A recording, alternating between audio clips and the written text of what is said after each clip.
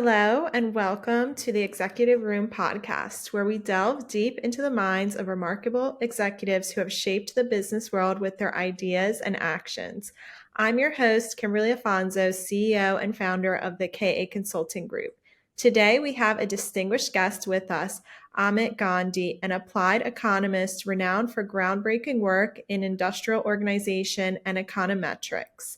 Amit's journey spans academia and industry, from shaping economic methodologies to his current leadership role at Airbnb. He's been a driving force in tech and education.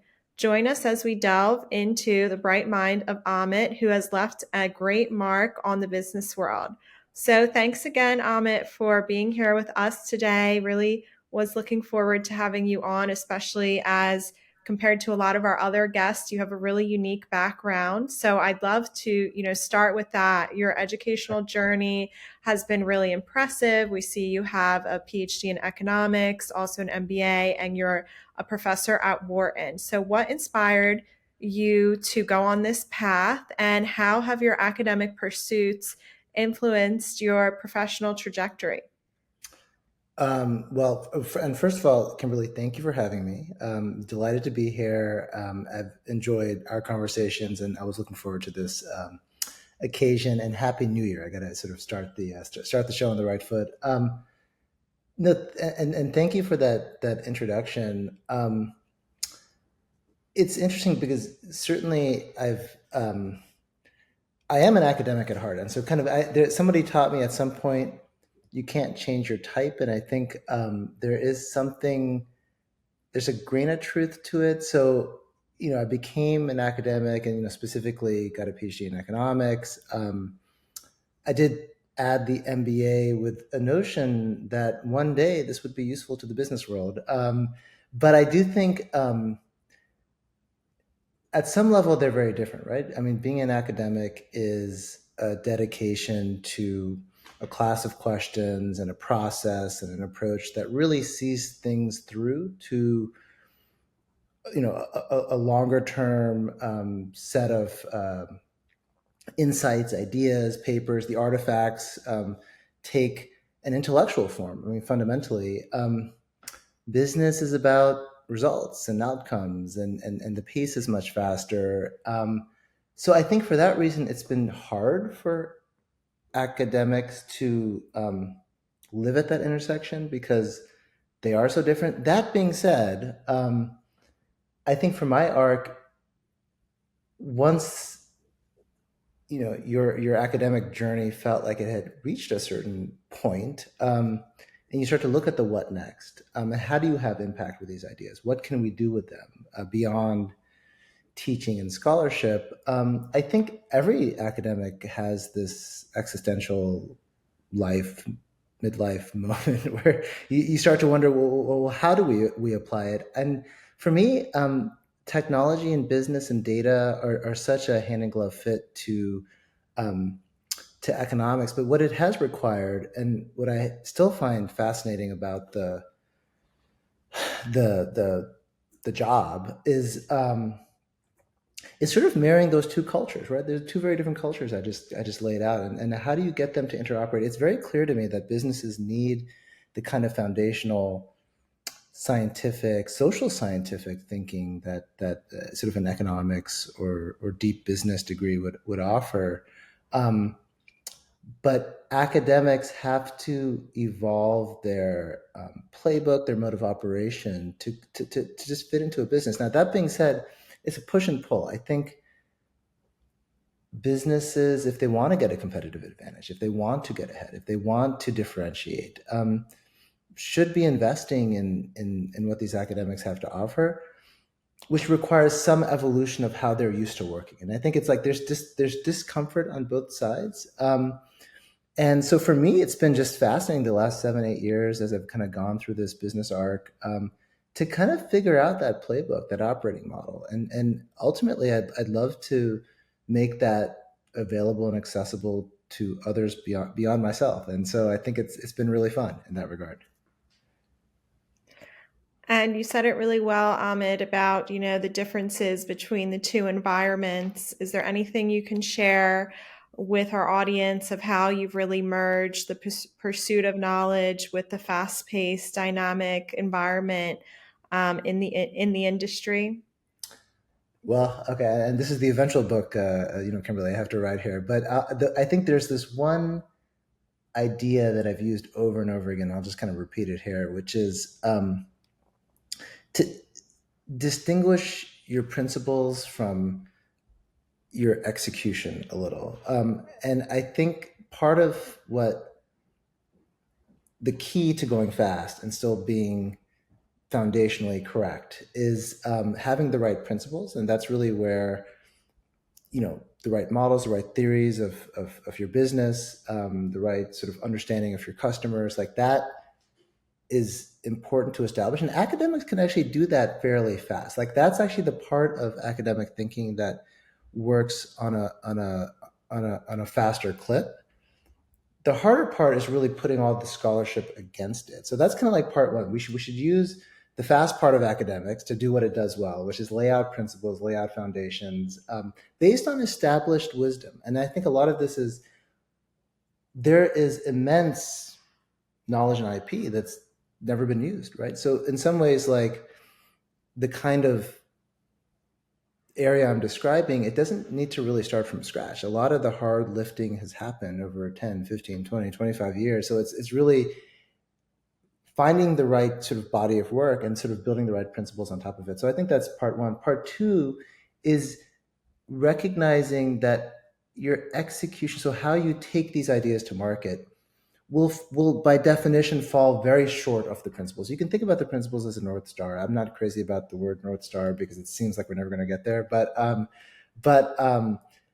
mean, but I think there's an additional step there, which is what we actually do in like a 2, 4, 6 week period relative to this principle. It's not.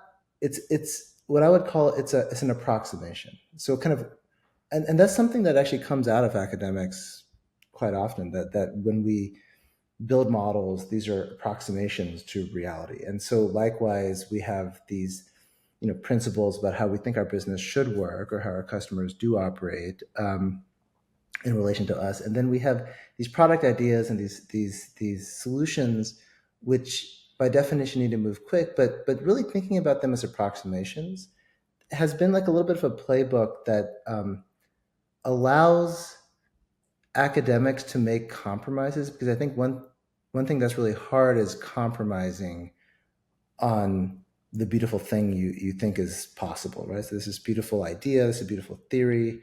To look at the business execution as an approximation to it is, I think, really like a really kind of powerful pairing. And then that allows you to go fast, right? Like you can be principled, but we can be nimble at the same time. And so it's a little bit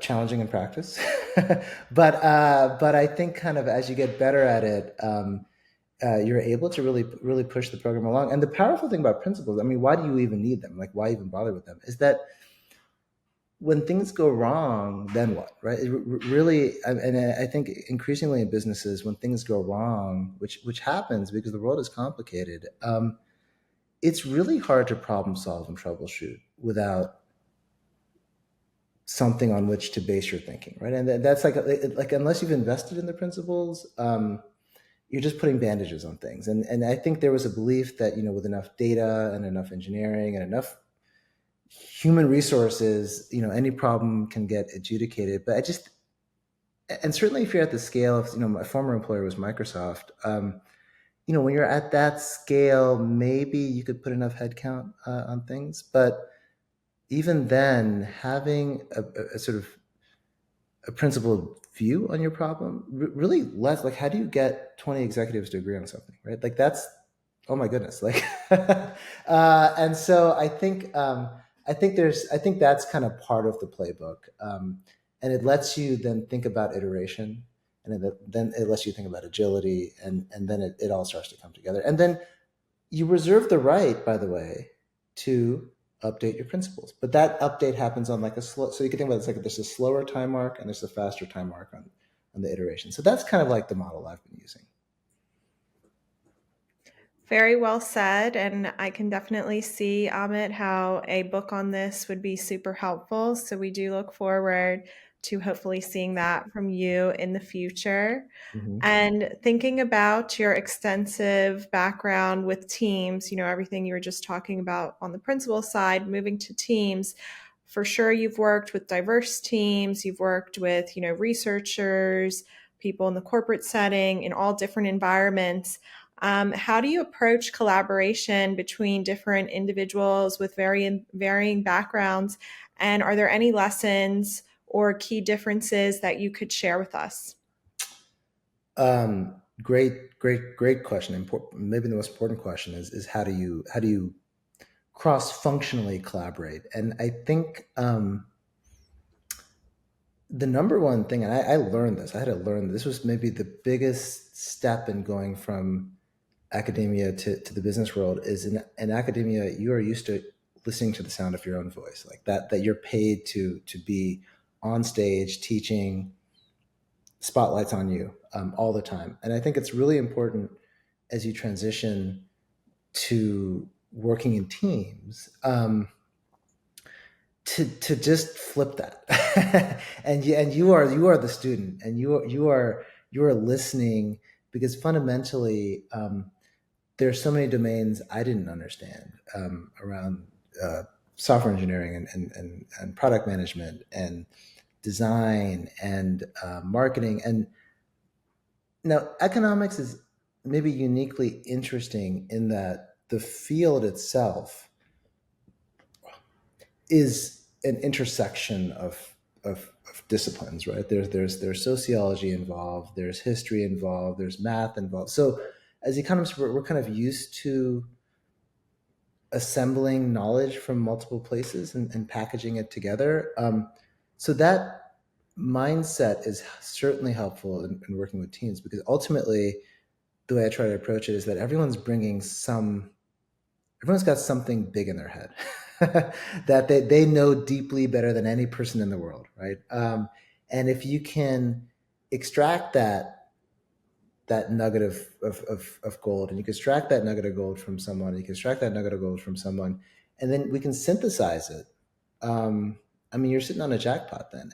And so a lot of it is learning how to become a master listener, which, and to be very clear, I'm still on this learning path.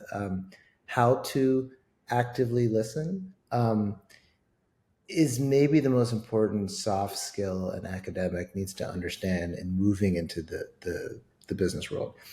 I think what I have found, though, is that people in businesses are curious beyond belief. I mean, that people want to understand, people want to learn, people want to go deeper. And so, making sure your role is clear in that dynamic. You're not trying to usurp anyone.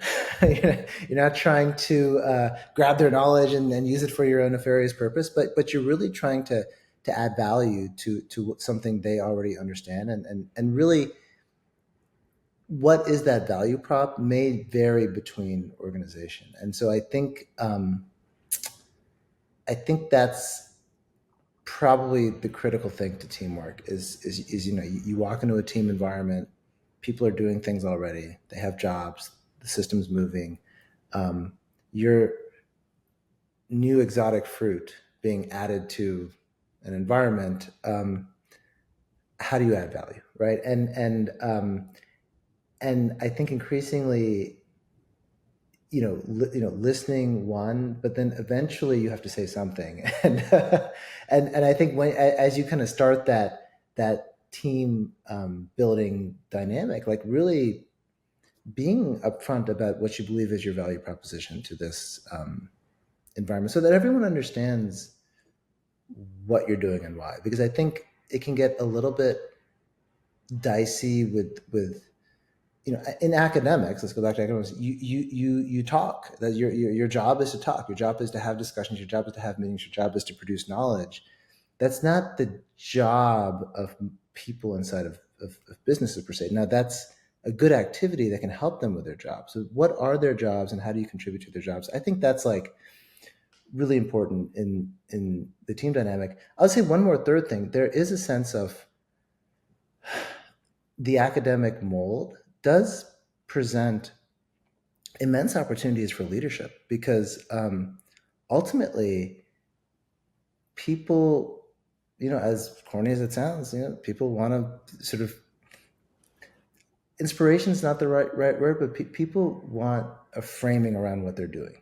Um, that goes beyond here's my job, here's how it makes the company money, here's our mission statement, blah blah blah. Like, how does what we're doing fit into the broader scheme of society, and what does my job matter? And I think, like, in that sense, pairing with academics really it's a great, there's a lot of leadership opportunity in working with teams by bringing the sort of academic perspective to bear. And so I think that's actually a really untapped opportunity for businesses and academics, which is to, like, maybe the role is a leadership role. I mean, maybe it's not solving differential equations. Maybe it is really bringing people together around a common set of ideas, and sort of creating that deep enablement for doing the most meaningful work of their lives. Definitely. I think, we see across industries as well when anyone can fit their job into the big picture of society, as you said, it's super helpful for them to be motivated beyond belief. Yeah, yeah. And moving to your current role, we know that you are currently vice president and technical fellow at Airbnb, so you're in a really unique position to drive innovation. How do you balance the technological advancements with the human-centered aspects in a platform like Airbnb?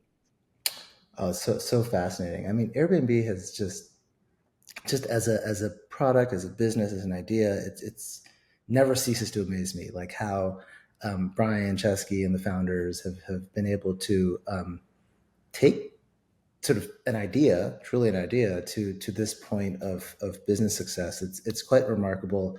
Um, I think that one, not exactly a joke, but one sort of comment I often found myself making when I moved from Microsoft to Airbnb is, Microsoft, it certainly has some interesting economics to it, which is, the cloud, and going from a different, software as something that's bought and sold to software that's something that is streamed online. That was like, kind of a really, really big technological economic transformation for the business. But at its core, it was, it's a software product, right? So to be a great software product, Microsoft needs world-class computer science because you're building software, and the economics certainly plays a role, and it's important, and it helps make sense of what the software is doing. But at some level, Microsoft is a product even without the economics per se. Airbnb, and then I'll just generalize it more broadly to marketplace businesses. Businesses that are platforms, digital platforms that really are bringing two, maybe three or four different sides of a market together to create an exchange. There is a lot of technology involved. Don't get me wrong. Like there's immense data.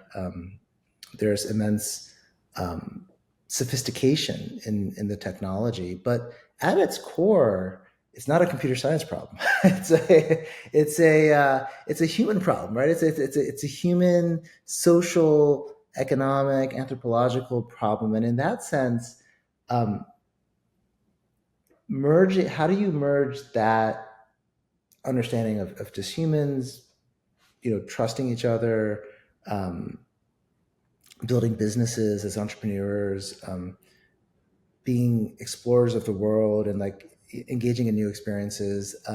Those very human constructs. How do you blend that um, with data and AI and machine learning? I think Airbnb is in maybe a unique position in the world to look at those two things side by side. I think a lot of people look at one, they look at the other, but looking at both together, for me at Airbnb, it's you know it's unlike maybe any other product in the world because a lot of our online transactions, as you know, can really we make them, and if we make a mistake, I mean, who cares? Like it's you return the product or whatever. But travel and experiences on Airbnb, it's an important part of someone's life, and people don't want to make mistakes, and people want to get it right, and they want to like design these experiences to work for them and their families, and and so understanding that part of people, and for a host on Airbnb, I mean, these are individual entrepreneurs for the most part, and these are really meaningful decisions. How do you price your listing, and what's your calendar availability? And so what would seem like sort of operational minutia for a hotel chain is a really deep, meaningful human problem at an Airbnb. And so I think it's a really interesting space, and I think increasingly as businesses, enterprises become platforms and marketplaces, this is really the core of um, what the business world has to start to understand. What we're going to have to start teaching in MBA school here pretty soon is how do you bring AI, and how do you bring um, these motivations of people and behaviors of people, I think, together. It's great. And moving on to AI, as you know, it was such a hot topic last year, and we know that you do have some expertise in the field. What do you really envision as the next frontier in AI and data science, and how do you think it will impact the industry? Oh yeah, I mean, look, this 2023 was a year I don't think anyone could have expected. I remember when ChatGPT was dropped, and it's interesting because it wasn't a fundamental change in the sense that it had been around, and so this class of technology and models, these so-called transformer models, had existed, and there were chatbots, but there was like enough of a gem or germ of like this is kind of potentially can go fast, that I think sort of aroused all this excitement. I think I'm torn between, like, is this really AI? This is clearly technology. This is clearly powerful. This lets us. It's almost like we've been working with. Think about it this way: like we've been working with like numbers for so long in data science. Like we put numbers, and we put them in models, and models spit out other numbers, right?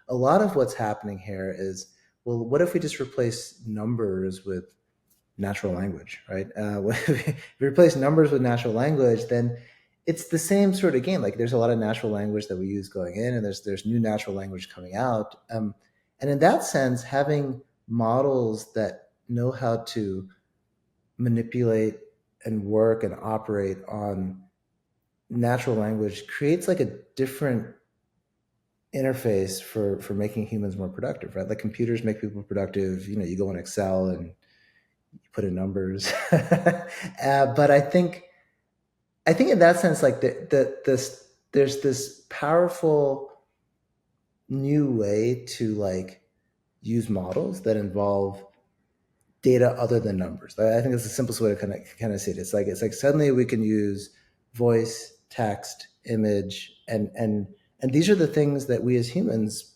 consume all day, right? And so our relationship, it's sort of bringing, in that sense, it feels AI-ish because our relationship to the way humans experience the world is now similar to how these models we build are experiencing the world, because they're kind of taking in the same inputs, right? We look at things, we hear things, we read things. So in that sense, it creates a lot of enablement. Um, I, on the other hand, I'm not sure that this is AI, but I'm happy to be proven wrong. in that the grand hypothesis here is that if you could predict text well enough, you must understand what you're talking about, right? That's kind of like at the core of what's happening with chat GPT or GPT or any of these models is like a good enough predictive model for for text, because ultimately what's happening is simple at its core, right? It's when you have so Mary had a, what does your mind say, little lamb. We can, if a machine can understand that um, common sequence, it too can anticipate that Mary had a little lamb. Does it understand Mary? Does it understand the lamb? It's a bit of a philosophical question, right? And but I think the problem with it is if it doesn't understand what it's saying, then you can never really control the hallucinations, right? And I think there's, and by hallucination I mean, how do you know when it's really wrong, right? And it's so let me sort of give you my upshot of this. This is incredibly useful. It's a tool. It just like a calculator made us more productive with numbers. This is going to make us more productive with other kinds of data we use every day: voice, image, text. Right. So think about, these are calculators for voice, image, text. It's going to change jobs. It's going to change the way we work. It's going to change business models. All of that transformative stuff. And I'm happy to call that AI as a placeholder for this exciting new technology. Um, can the risks, can the hallucination risks of it be managed? I don't know, and I think that's the part where we just need to kind of wait and see. I think there's two schools of thought. One is that this predictive version of AI, there's maybe another kind of AI that needs to come along that knows how to do things that humans really do, like plan and reason and symbolize and really kind of like mimic our actual cognitive activity. The other school of thought is local. Maybe with enough data, these models get bigger. We'll throw more money and machinery at it. Those nuances won't matter, and good enough predictive models intrinsically have a internal representation that is like understanding the world. And so, it's an exciting time, but I do think it's important, as I say all of this, for people to become educated consumers of what's happening. I mean, I think it's one thing to use Google for search and not really have to understand the search algorithm to find it useful. I actually think with these AIs coming along, these various GPTs and other incarnations, you actually do, to be a productive, to really get value out of it. It's hard to totally distinct. It's hard to totally abstract away from what it's doing on the back end, because it's like another human being. Right? If you want to think about it as an AI, it's like, well, how does this thing think? How does it operate? Because that's really going to determine how I interact with it, right? And interaction with this technology is not totally straightforward. It's not like exactly talking to another person. And so I think in that sense, consumer education on what is under the hood is really important. And just bringing it back to our earlier conversation, another great opportunity for academics to really help businesses is really like, how do we look under the hood? How do we, and not to get overwhelmed by what's under the hood, but how do you look, just how do you peek enough under the hood to have some appreciation for knowing how this can help your business succeed in its goals, or create a new business for that matter. Very well said, and that gives us all a lot to think about. Amit, I really loved your way of saying that you're using the wording AI as a placeholder. Never thought about it that way, but when you explained calculators and data models, it really makes a lot of sense. So, um, we all got a little bit of a master class today. So thank you for that. And thinking about, technology a little bit more, are there any other trends, besides what we're talking about with GPT, ChatGPT, that you find really exciting or disruptive?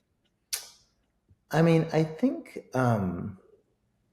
it's related, but perhaps distinct is things happen. I think things happening in the robotic space we haven't. It's kind of taken second fiddle to some extent to kind of what's happening with chat agents and online activity. But I think physical physical implementations of AI. So in the physical world, it doesn't have to be kind of robotics. You could think about it as sort of wearables, devices, what we used to call the Internet of Things. When about 10, 15 years ago, that was a big buzz phrase, is that we're going to have all these small interconnected devices with sensors that sort of can process data. I think um, I think I would pay close attention if I were sort of in an entrepreneurship mode talking to you. I would be looking at like how does Internet of Things, which kind of sort of hit a, I wouldn't say it hit a wall, but there was a lot of processing power, a lot of cost power to sort of connect all these devices and have it enhance an experience. I mean, we still don't have, for example, stores in which you can walk inside and just pick up what you want and walk outside, right? I mean, so it's a simple application of an intelligent physical environment, but still hard to achieve. I think the relationship to AI to kind of smart physical systems is a very kind of interesting and disruptive space. The other one I would sort of still keep my eye on, and I don't know the exact way to draw a line with what's happening on AI, but there is a connection, is around what's called quantum computing. And so quantum computing is just a different paradigm of computing that's been sort of in a research space for a long time. Some of the big technology companies have been investing in so-called quantum computers, IBM, Google, and Microsoft. But what's really amazing about it is that a lot of ideas to take them to practice, right, require a very long chain of computational effort, right? It's as you have to sort of get engineers involved. You have to write code a certain way. You have to like deal with all these constraints from the number of machines you have available. Quantum, if it works, because it's not based upon classical computing, which is sort of 0 1 binary, but it's based upon sort of the way the physical world works, which is continuous and it flows and it's fluid. That makes all this computational effort almost drop to zero. And so suddenly in a world with quantum, um, anything can get built, right? Any idea can get, like the constraints of computing have almost been completely relaxed. And in that sense, when you start to pair a few of these things together, okay, AI is coming along, quantum is maybe real. Now, quantum, I wouldn't call that an immediate disruption. We're still like in the probably 10 to 10ish, maybe 10ish years away, but could happen sooner. And you start to think about physical systems, where we live, robotics, smart environments, physical environments. It's really, you start combining those things, and it's like that starts to get really transformative and really interesting. So it's not that there are other. I think the way I would think about it is that AI is part of a broader trend of just Moore's law, really. Like we're just seeing, exponential change in our environment, and like there's some really beautiful graphs. I'll have to send them to you, Kimberly, of just human progress along any dimension. Let's just call it longevity, healthfulness, the number of number of days of famine, any one of these like physical, any one of these barometers of human progress, for most of human history and civilization, these numbers have been flat, flat, flat, flat, flat, flat, flat, flat, flat. And then, only in the last 150, 200, 300 years do we start to see this exponential tick up, right? And it's all, AI, these transformative technologies, this arc of humanity, these things are all interrelated, that there is something like, a Moore's law path that progress is following, and we just happen to live in a very unique time, where the curvature of that path is starting to really kick in, and so in that sense, it's a very interesting time to be alive, and we should appreciate it. Well, thank you for that, Amit. And please do share the graphs, and I'll share them with our audience as well Will do. with this episode. And I think with that, that's a great place to wrap up this episode. Thank you so much for being on. It was a pleasure to have you, and really happy that we ended on a very positive note, especially as, sometimes with talks about new technology, there's always the positive side. And I myself am an optimist, but sometimes we hear, negatives as well. So I think it's amazing to end on that great positive note. Thank you again for being here. And until next time. Thank you, Kimberly. Appreciate it.